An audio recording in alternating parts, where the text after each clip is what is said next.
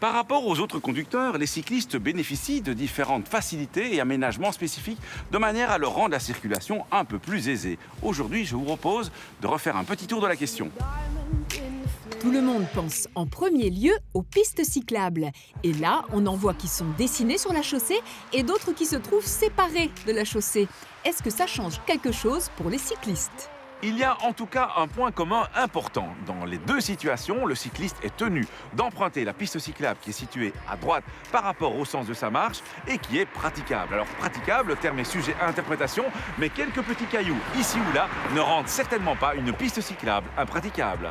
Il y a tout de même un cas où les cyclistes peuvent remonter une piste cyclable qui est à gauche par rapport à la direction qu'ils suivent. Pour celles qui sont situées hors chaussée, c'est en effet parfois autorisé par la signalisation, comme ici. Dans ce cas, les cyclistes sont en principe tenus de les utiliser, sauf si des circonstances particulières justifient le fait d'emprunter la chaussée. Et une circonstance particulière, c'est par exemple lorsque le cycliste s'apprête à virer à droite au prochain carrefour. Il sera dès lors mieux placé pour le faire s'il circule sur la chaussée. Tout autre chose, que veulent dire ces dessins de vélos et de V renversés sur la route ? Est-ce une forme de piste cyclable ? Pas du tout. Il s'agit d'un marquage facultatif que l'on met quand il n'y a pas assez de place pour installer une vraie piste cyclable, mais qu'on souhaite malgré tout attirer l'attention des autres conducteurs sur la présence de cyclistes. On trouve aussi ces marquages sur des itinéraires conseillés pour les cyclistes. Et ce logo de vélo qu'on trouve devant certains feux rouges, à quoi sert-il ? Cet espace entre les deux lignes est en fait réservé aux cyclistes et cyclomotoristes de manière à leur permettre de démarrer facilement devant le flot des voitures. Cet espace n'est pas permis pour les motards, mais est souvent utilisé par ceux-ci malheureusement. La rue cyclable est une autre situation favorable aux cyclistes. On en trouve quelques-unes ici ou là, notamment à Bruxelles. Dans une telle rue, le cycliste est largement prioritaire.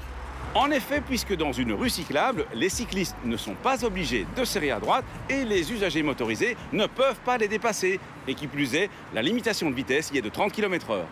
La limitation de 30 km/h est aussi d'application sur les chemins réservés, sur lesquels les cyclistes sont aussi admis. Sur un chemin réservé, les usagers autorisés à y circuler doivent faire en sorte de ne pas se mettre en danger ou se gêner mutuellement. Pensez-y quand vous circulez sur un ravel. Les cyclistes peuvent également rouler dans les rues dont l'accès est limité à la circulation locale ou aux riverains, sans même habiter dans ces rues. Si le logo vélo se trouve sur le panneau zone piétonne, les cyclistes peuvent aussi y rouler, mais dans ce cas, ils doivent rouler à l'allure du pas et ne pas gêner ou mettre en danger les piétons. Le logo vélo peut aussi se retrouver sur les parties de la chaussée réservées au transport en commun. Dans ce cas, les cyclistes peuvent y rouler, mais seulement en file indienne. Et enfin, la signalisation peut aussi autoriser les cyclistes à remonter un sens unique via l'ajout de ce panneau. On appelle ça un sens unique limité. Soyez particulièrement prudents aux accès et sorties de ces sens uniques limités. Terminons ce tour des facilités accordées aux cyclistes en parlant de ce panneau, qui autorise ces derniers à passer au rouge, mais à deux conditions. 1. Suivre la direction indiquée par la flèche et 2. Céder le passage aux autres usagers, ici, les piétons bien entendu. Bref, ce n'est pas une autorisation pour se comporter comme un kamikaze.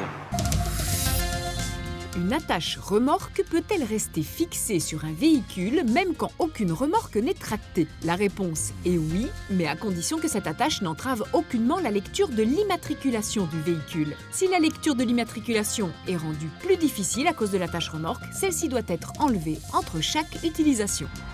À la semaine prochaine et d'ici là, bonne route!